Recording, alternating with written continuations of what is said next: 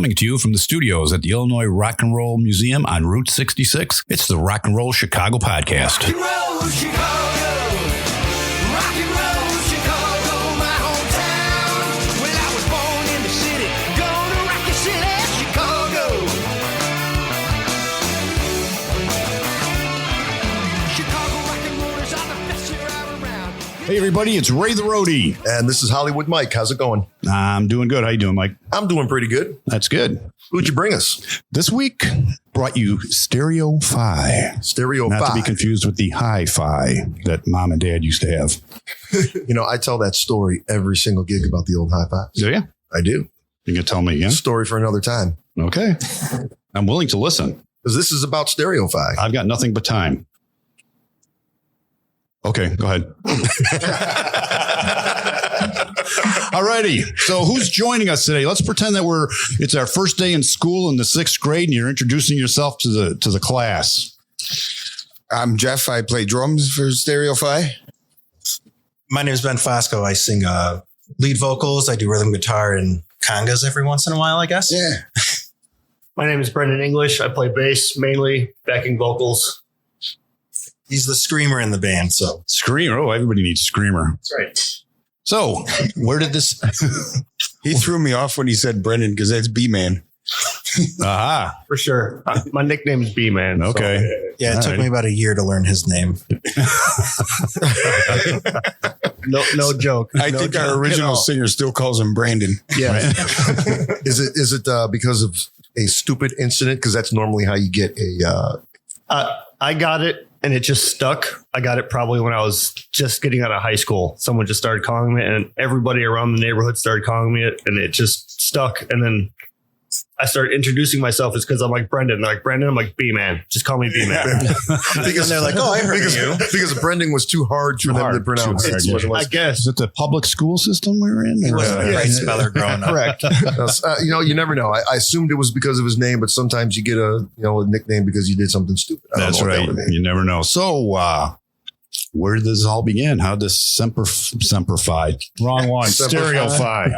So I'll tell my Marine friends out there. I'm going to let Jeff take this one because he started pretty much where it right. came up. So it was 2011, end of 2011, early 2012. And I'd put a post out or something that I was looking to join a band. And Art, who's not here today, he responded to me probably a month later, sent me a text and said, hey, I got this project going on I think you'll like. And, we need a drummer. Why don't you come and try out? So I did. And it was an original project called Spinning Red. So we did that for some years. We had a singer named Mark. And when I joined, the bass player, Charlie. And Charlie left. We got another bass player. And then he was around for maybe a year. And then after months of asking this guy to come in. Yeah, me and Jeff met probably 2013, 2012, maybe. Something like that. Something like that. And we just met playing shows back. He was in Spinning Red. I was in a band called Angry Mixtape. We clicked right away. And then we kept in contact, went to bars every once in a while, did some open mics. And finally I joined Spinning Red. We popped off. Spinning Red broke up. We played cover band, starting it off as Stereo Fi. Probably 2017. Yeah. We became Stereo Fi. Yep. It was a lot of just me, Art, and Jeff playing by ourselves, trying to figure out what was going on. That kind of is how we started where, Ben's the lead vocalist, obviously, but we all take songs. Unfortunately, yes. We all take songs that we sing a lead on.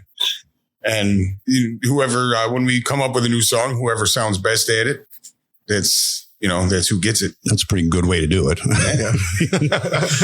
He sounds like shit, but let him sing it. He just wants to sing it. Yeah, we're not rebuilding the wheel over here. He really wants to play this song. Let's give it to him. Right. And I don't want to sing it. So, so we've grown, that's the good thing about playing with these guys is we're all real tight and real close. And there's no egos in the band. There's no, it's what's best for our show and our sound. Right. Mostly cover songs. Yeah, we, with the Spinning Red, when we got a guy named Sean came in after, like he mentioned, it was the three of us for a long time. Art, myself and B-Man. And we were just fielding the singing, whatever we could sing, we would sing.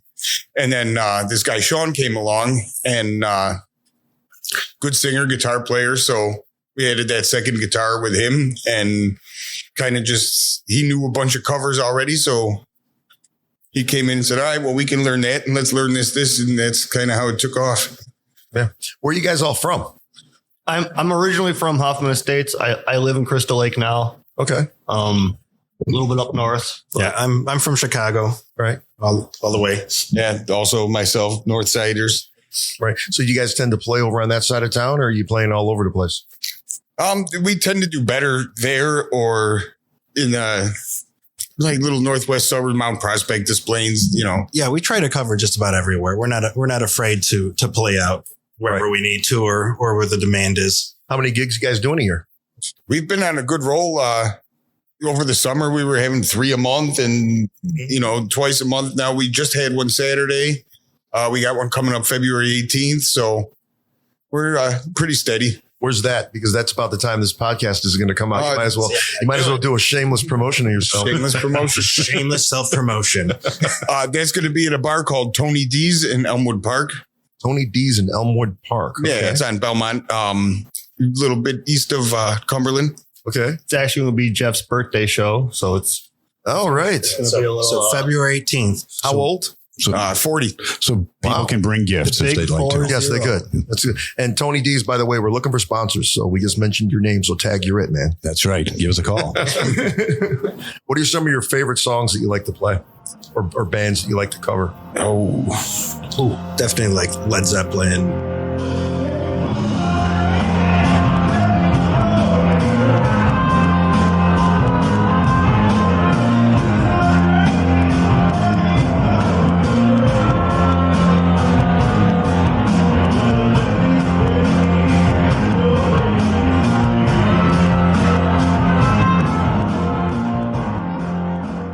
The Beatles, stuff like that, We do a lot of Pink Floyd. We do a lot of Floyd. Try to do some Rolling Stones, but I feel like Jeff's not really into it too much. I'm trying to bring the 80s back. I keep trying to throw some 80s songs in there, but whatever we can do, we can do. Now, I would not have picked you to be the guy to try and bring the 80s back. It's pretty interesting, his selection, because it's really off the cuff. You don't know what to expect when he's throwing songs. So what kind of 80s? What? I'm thinking Robert Palmer. Wow. In Excess. These are some of my new choices. Maybe some Kenny Loggins. So like No Messina. Yeah. So what were you listening to growing up? What inspired you the most? All my sisters, they're all older than me. I'm the accident child, so they're much older than me. So I grew up listening to I grew up watching MTV.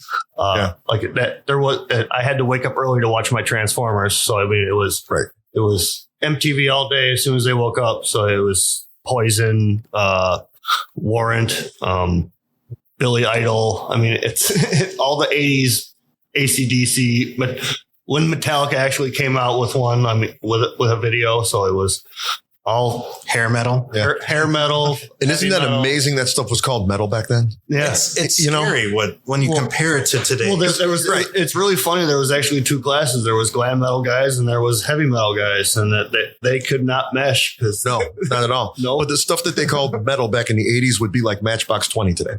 It was all pop stuff. Oh yeah. No. super poppy. Stewart.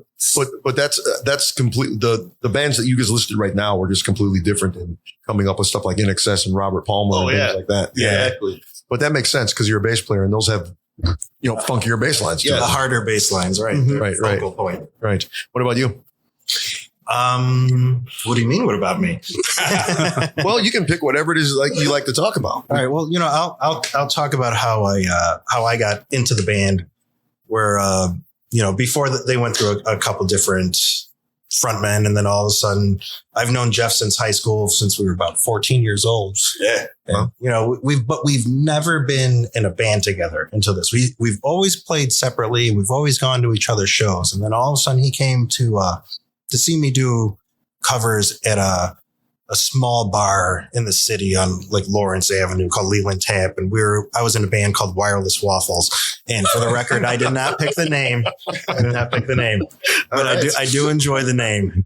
Actually, I think that whole bar was about the size of this room that we're in right now. Yeah, it's the classic city long, narrow bar where it's about 6 feet wide from the actual cherry top of the bar. Right. But 25 feet deep. Came to saw us during a snowstorm and thought like, hey, like maybe I'll call this guy one day for something. Now, do you cover all the Zeppelin stuff? You're the Robert Plant in the band? Yes, I try to be. You can't be Robert Plant. Right. You could only hope to be close to Robert Plant. Idolize. Yeah. Yeah. No, because Robert Plant is that's a hard sing right there. It's a very hard sing. Yeah. It's difficult to do. Not many people can. And we don't play a lot of the songs we do, but some of the songs we put our own spin on. And, we jam it out how we want to jam it out and still serve the song, obviously. But, Yeah, if we don't feel we're going to do the song justice, we're not going to do it. We're not going to come out and butcher your favorite songs. Right. And I've told him to sing like Ben. You don't have to sing like Robert Plant. Sing like Ben. Yeah. Just make it your own. That's what we do. And it tends to work out pretty well. Yeah, well, that's good. That's good. It seems like you guys have a pretty eclectic set list. What are some of the other bands that you cover? When people go to your show, what are they going to see? Well, thanks to B, they're going to see Walk Like an Egyptian from the Bangles. And it's Fun song to play. Tell me about great song to play. Lots of fun. Which goes over very well. Oh, yeah. Like people, you'll be surprised at the reaction you get to that song. Yeah, it's very weird when you hear a band do Walk Like Egyptian by the Bangles, and then later on we're going to do War Pigs, right, by Black Sabbath. And people just it's a curveball, but we do it well. And like I said, we're not going to try and butcher it. Yeah, I don't think I've ever heard anybody do Walk Like an Egyptian. It's one of those songs that nobody wants to try. No. That's why I wanted to do it. I'm like, I don't think I've heard it in bars. I've heard it while I was working. I'm like, dude, nobody's going to expect a cover band, especially like a bunch of guys doing it. Like they're just not going to expect it. When he suggested it, I was very disappointed in him. And then when we played it, he totally redeemed himself. But it's amazing, because some of those songs have shock value. Yeah. I saw a cover band play I Can't Go For That by Hall & Oates. Yes. And I saw so now we cover it in the band that I'm in. And that's the one song that gets people up off the bar stools. They could be sitting dormant for a first hour and then they hear that Hall & Oates song and bam, everybody's dancing. Yeah. Nope. We do a version of Crazy from Gnarls Barkley. Right. But very bluesy. Nice. And when it starts out on the guitar and everything, nobody knows what it's going to until he starts singing the song. And Art actually does lead vocals on that one. Okay. And until he starts singing the song, nobody even has any idea what it is. And you'll see people's reaction when he comes in with I remember when, and people are like, what? Wow. I actually do know that one. Does he sing it in that key or in that octave, or does he make it totally his own? He makes it his own. Right. It's in key dropped. Okay. Yeah. We drop our guitar. We drop the scale on the guitar to match his vocals. Nice. Yeah. We give him the crutches to sing it. Yeah. Okay. That's great. Well, where can people find the music? Because I'm sitting here listening to what you guys are saying. And I'm thinking, geez, I wish we had something right here that we could play. Where can they find the music online? The best we have now is our YouTube channel. You look up Stereo Fi on YouTube. We have a select few videos on there. Hoping we add more very soon. We have been recording. We bought a nice expensive camera to record our shows with good sound quality. And we have lots of footage to go through. And we're going to start cutting up the shows and putting out more songs, more present on YouTube. It's just finding the time to sit there and edit all the video. It's me finding the time to try and edit. Is there any original material anybody working on, or have you talked about it? We've talked about it before. We've actually played some original songs where I played some of their Spinning Red original songs. They played some of the ones from the band that I was in. And we tried recording some of it, but with the way that it seems the scene is with original music, it's really hard to get out there. And when you do, you're playing to the other bands that are in the lineup for your show. Either that or the bartender. Or the bartenders in the sound on until midnight. Right. Yeah. It's hard to gather people from, I'm 42 years old. It's hard to grab my friends to go out to shows like, hey, we're going on at midnight. And then we play in Chicago. And like, Great, have fun. We'll see. I'm in bed by then. What are you talking about? Yeah, as much as I would love to do more original music and just have the time to write it, it's, we're all adults with lives. This isn't the full time thing. It's hard to find the time for everybody. Mm-hmm. And even though we try to do it, at least we have time to practice and get together once a week, regardless. Right. So tell us about the gig that went horribly wrong. And how'd you overcome it? which one was that? Well, It's one of the biker ones. oh, because we saw those wrinkly biker boobs. I wish I could have that. That was the charity show that we did. Yes, it actually was. Yeah. It's a charity show. You can't expect But good boobs at a charity show. the show was good. It just I wish I didn't see those boobs. Yeah, and we got cut off very early. I think we did about 2/3 of our show. Because the sound girl didn't want to stay or something. That's right. She had prior engagements. Apparently, Wow. It was an afternoon show because they went out on a bike run, and then we started playing. I think it was like 4 o'clock or something. 5. Yeah, it was early. The sun was still up. Yeah, well, it was summer too. But I think it was like 4 or 5 o'clock we hit the stage, and 8:30, 9 o'clock we took a set break, and the owner was sitting there.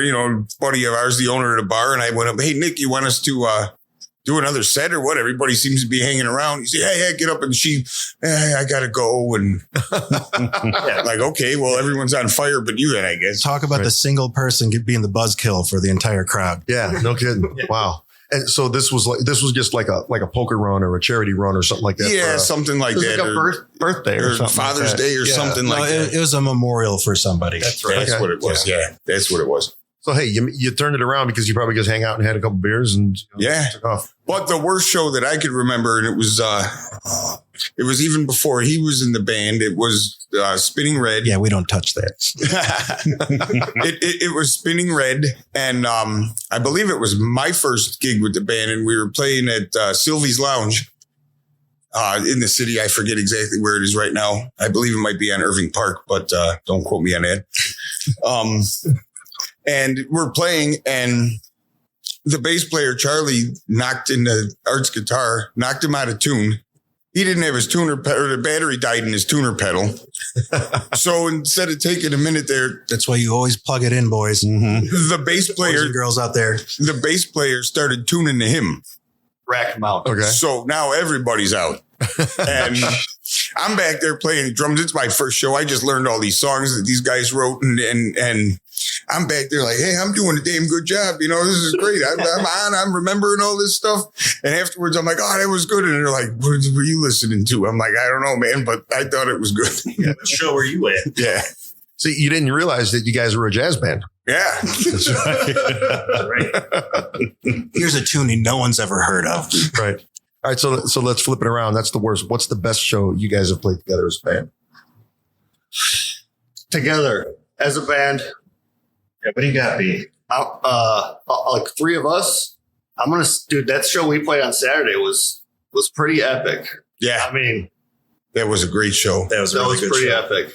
And I put it up against the Cubby Bear.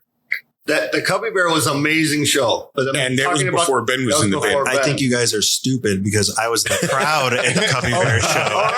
I wasn't in the band, but I saw it. And like, okay, yeah, we had a great time, but it's the Cubby Bear guys. Yeah, that was an amazing, probably 5 of the songs. We played 8 to 9 songs, and 5 to 6 of them, the crowd sang. Like Sean would start singing, and then the crowd just took. I've never seen so many faces in the crowd. It was just the lights were bouncing off them. They were jumping. It was pretty amazing. We were on right when the Cubs game came out. So like all the Cubs game just rushed into the Cubby Bear, and it was. No, that was the Foo Fighters. It was before the Foo Fighters show. The night before Foo Fighters. And they had there were 4 bands. We went on second. That was about prime slot.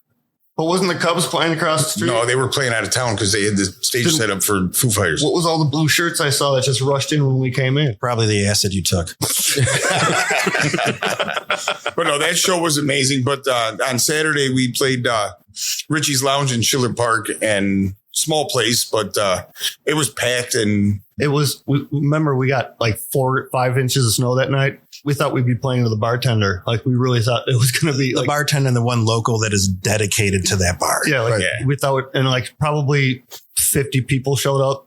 It was amazing. And they were begging for more music. We played 45 minutes more than we were supposed to. I think It we was- did 4 or 5 encores. Yeah. Yeah, Two songs each. Wow. And what was nice there, they had it kind of felt like a real concert. You know, they had a little staircase behind the stage, and you go down, and there's a private party room that no one was using. So that was kind of our green room. And after the last song, we ran down there, and they're up there yelling still and everything, and we're sitting down there talking about what the hell are we going to play. We just, you know, Think of the songs we got. What songs do we have? And we're Yeah. like, we got these ones. We can do 3 more. And we ran upstairs, and as they were running up the stairs, they start cheering. Like it was yeah. it was pretty concert like. It was Pulled off the 3 more. Then we were done. Went back downstairs. The crowd was cheering. Then the owner was, I think we can get him to do a couple more. like, oh, okay. Right. So then we started really digging and pulling out stuff we probably haven't played in over a year. You know? But did the owner have his hands in his pocket when he was saying, I think we can get him to play a little Oh, bit? definitely, yeah. Yeah. Oh, there were shots flying around. I all thought night. somebody handed me the check during the show, Yeah. but it was a song request, and it was a terrible song request. You know, That was the weirdest thing is I'm watching this. It was the waitress. Someone must have wrote it down and handed it to her. And I'm watching this happen.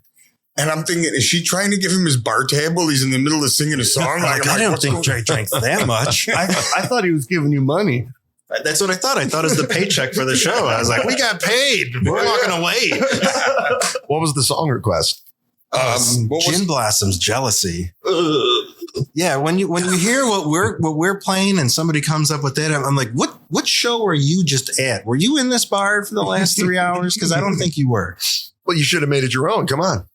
I wouldn't even know where to start with. You know that what? song. Yeah. I would- I've played that song probably 1,000 times. And Really? oh, yeah. And it does go over extremely It well. goes over very well. Yeah, it goes Yeah. over very well. Yeah.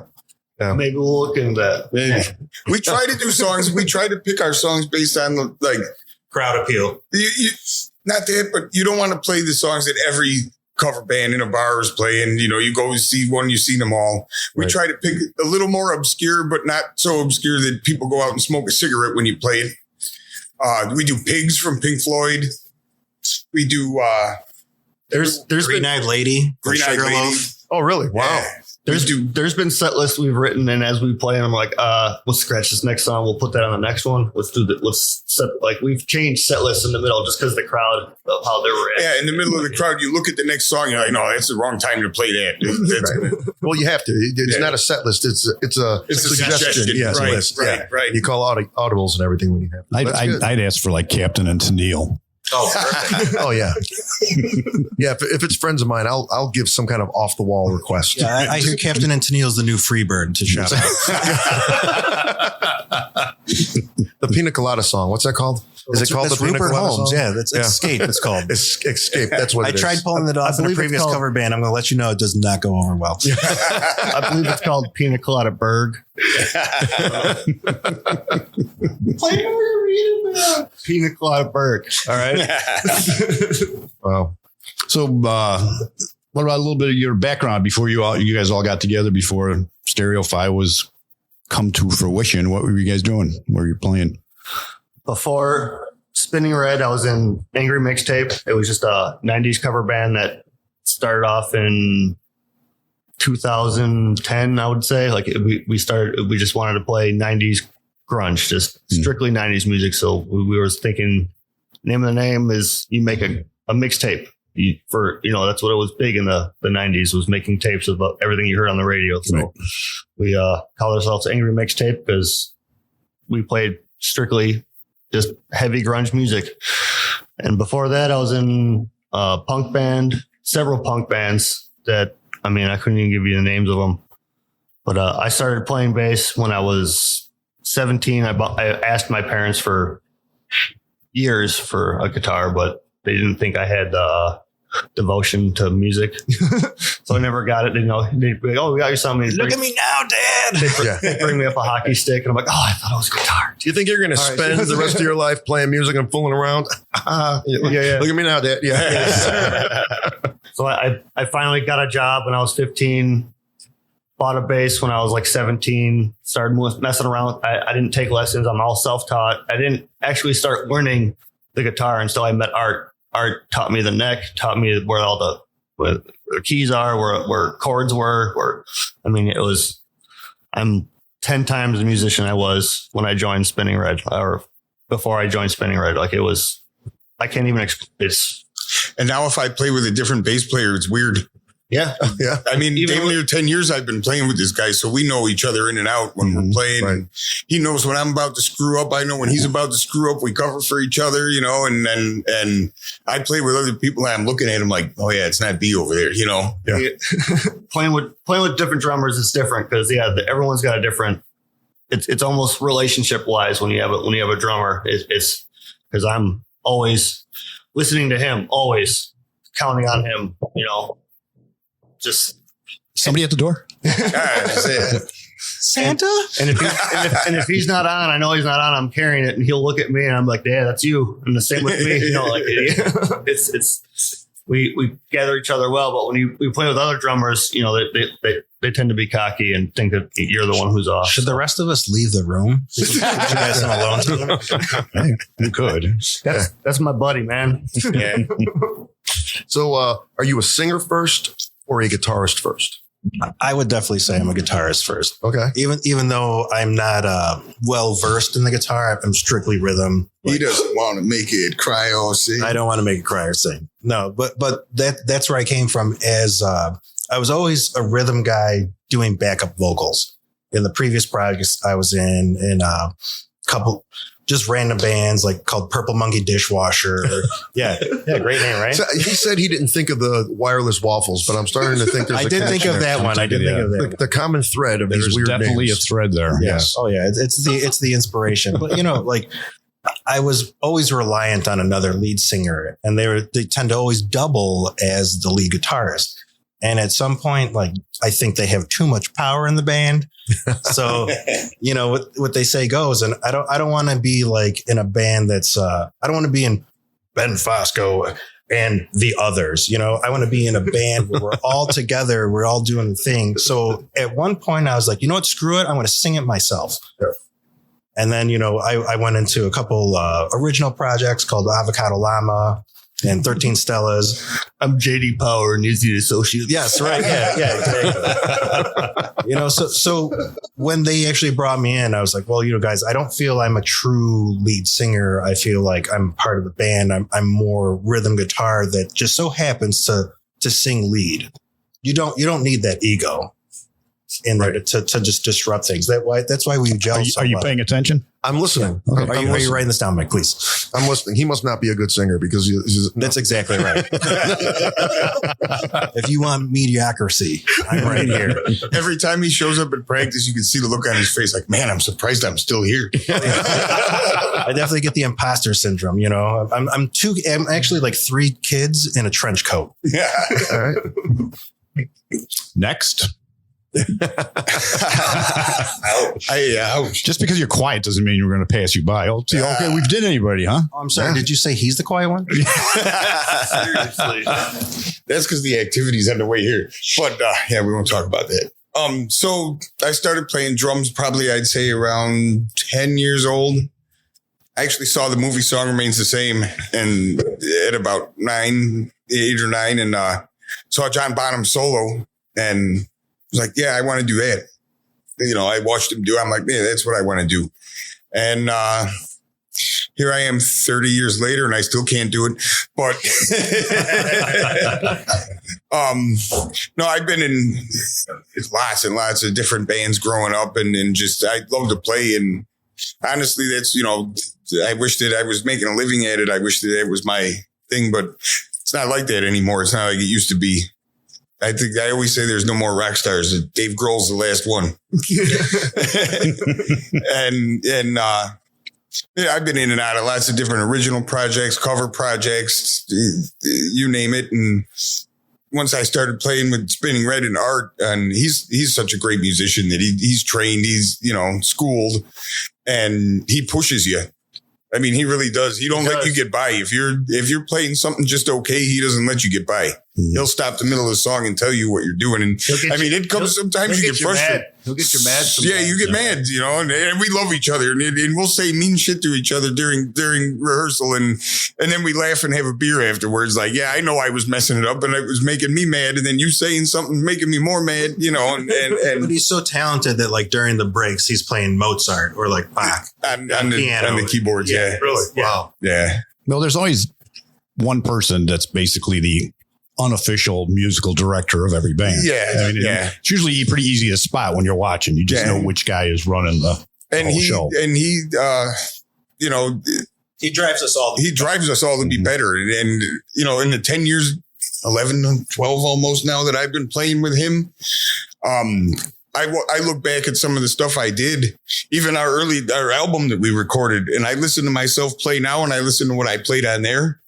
And I think, man, I wish I could have that back and redo it now, because it would be so much better, you know. And just playing with people that push you to be better is, you know, you don't want to be the guy that nobody's pushing you, and as professional and as he is, and he detests to it. We hold him to a standard too. Right. I'll throw jabs at him. You know, we played Moby Dick. Hey man, work on those little guitar fills because you screwed him up last time. And he gets mad. And he's like, no, I didn't. Yeah, but it's all I like defending how he plays Kashmir too. Yeah, yeah. you can't tell a theory guy that he made a mistake. Yeah, don't tell him. But I like to poke. I like to poke at him because he likes to poke at us too. So it's all, you know, it's all the love in the band. I mean, I don't think we've ever had a single where we left mad at each other, or we were mad at each other, or drama, or nothing. It's just all. I'd say we were aggravated, but never like, it was more like, God, it's only because he knows I could do it, mother.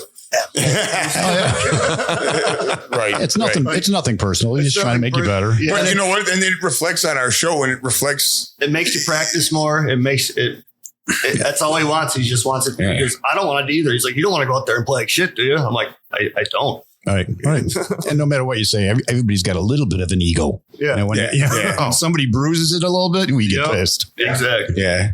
Musicians have to have an ego. It's like I said, I'm already mad at myself, and then you're telling me what I already know that I'm doing wrong, and now I'm more mad. You know. Right.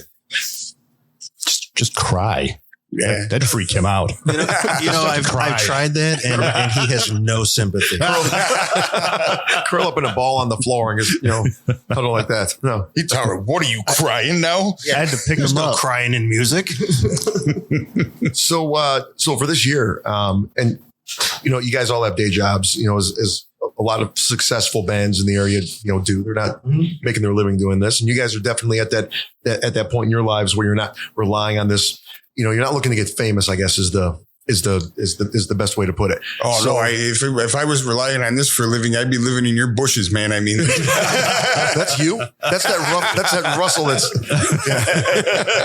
why the dog's barking all the time. Yeah. That tent is quality cardboard. Hey. That's right. So that being said, though, what would have to happen for 2023? What are you looking to happen in 2023 for you guys to say, hey, this was a successful year and we took a step forward this year? I would say playing festivals. I'd like to get into some festivals, or even start playing up north by my house. Yeah, definitely a change in venue, a graduation from what we're doing right now. Even though, look, we love the places that we're playing. The crowds are great. The owners are taking care of us, but we want to just kind of step up to that next level if we can. All right. Yeah. Yeah, that was going to be my answer to. We kind of want to get into these street fests, and we want to get into, Chicago. There's one every other weekend. They just make up reasons to have them at this point. The hot dog fest and my shoes are red fest and whatever they got. You know what I mean? Day fest. Yeah. Pierogi Fest. I pooped today fest. Whatever. Fest. Yeah. Pierogi Fest draws people like Guy Fieri to the city, and that means something. Hey, I've played Pierogi Fest. That's a great festival to play. Isn't that in Jefferson Park? That's my old neighborhood. Actually, I played a Pierogi Fest in Hammond, Indiana. Okay. Whiting. Oh, they do have a big one out there. Whiting, Indiana, something like that. Official one. Yeah. Right by Munster, isn't it? That was huge. Yeah, huge festival. We've played that too, and it's awesome. So who does your booking? Or do you use somebody? We have a few promoters that we use. A couple promoters, and then Jeff, being the social butterfly that he is, knows a couple. I noticed his wings. Yeah, weird. Yeah, they kind of bulge out of his jacket. We go through United Talent. We get a lot of shows through United Talent. Daniel LaBelle, I can't think of what he calls his. Oh yeah, I know him. Yeah. Can't think of what he calls his. Yeah, I can't remember his organization, but I get emails from him every once in a while. Yeah. Yeah. We got a few guys like that, and just we know different. We just reach out to bar owners too. And Why, you got anybody? We'll talk later. Yeah. In the alley. Yeah. So where can everybody find you? You're the webmaster apparently. I tried. They can find us on Facebook. We also have the YouTube page. We're going to start getting Instagram up soon. But as we play more shows, we're going to build more content. Try to get out there more and do more recordings. We've actually done one recording of a parody song that got to be played on the drive. Oh wow! No kidding. For Sherman and Tingle in the morning, one of their little cue-ins or something For the 805. For the 805 game. Yeah, right. I've heard her name on the radio once. I've been working. It's been playing. I've heard Stereo Fi. So and then they played the song. And I didn't realize it. So we mentioned the Drive. If anybody from the Drive is listening to this podcast, the Rock and Roll Chicago podcast is looking for sponsors. Yes, we are. Please contact Ray the Roadie. That's right. Immediately. All righty, guys. Well, thanks a lot for coming out. That was a lot of fun. I appreciate it. Wish you guys a lot of success. This is a great museum you guys got here. I was looking around before we sat down. It's a lot of neat stuff. Yep. Saw Survivors Survivors drum kit down there. Yeah. So the deal, if it's not bolted down, you can take it with, right? I don't think so. Yeah. We'll have to ask Ron Romero, the founder and CEO of the museum. I saw him lurking around here in a trench coat, so I may not mess around. So if you pick it up, he'll leap out at you. Yeah, he's the shadows. Right. It's just so I can flash people. What are you talking about? I don't know if you went back and saw it, but my favorite piece over there is Terry Cass Telecaster from Chicago. Oh, really? Yeah, I didn't see it. Go back there and take a look at it. It's For a nominal fee, I'll take you back there. The Blackhawk Telecaster's back there. I have to come in and look at it, and just kind of put my hand on the glass like that once a week every time we come in. You can literally feel its power. Yeah, you can. I understand. He was telling us Rick Nielsen was here and Jim Peterick, Carl Jim Reese, a whole bunch of guys are here for the installation of Gigantar, the sign that's outside. Yeah, that's amazing. That's pretty cool. It's pretty awesome. Very cool. Custom made. All right, guys. Well, good luck in the upcoming season. Thank you very much. Hope to see you soon. Thank you very much. Yeah, thanks a lot, guys. Take care. And that was Stereo Fi. See, I didn't screw up and say Semper Fi again. No, you didn't. That was very surprising, very refreshing. Their set list sounds like the kind of band that I would enjoy seeing if I was out at a bar someplace. And I think if I really requested, they would do Campton and Tennille. They would do it. I think they would figure out something like that. Yeah, quite an eclectic selection. Yeah, absolutely. It's pretty interesting. And apparently they have a following. People like that stuff. Yeah. And they've played some pretty decent places too. So definitely. Yeah, most definitely. So get out there and see them, guys. It's Stereo Fi. You find them somewhere out all around the Chicago area. Probably looks like predominantly up north though, but take a ride sometime. So otherwise, we're going to see you guys next week with another episode of the Rock and Roll Chicago podcast. I believe our next guest next week is Grace and John. Grace and John. Yes, they'll be joining us for an interview. So tune in next week and check them out. Until then, keep on rocking. And thanks for listening. The Rock and Roll Chicago podcast is edited by Paul Martin. Theme song courtesy of M&R Rush. The Rock and Roll Chicago podcast does not own the rights to any of the music heard on the show. The music is used to promote the guests that are featured. Rock and roll, Chicago. Rock and roll.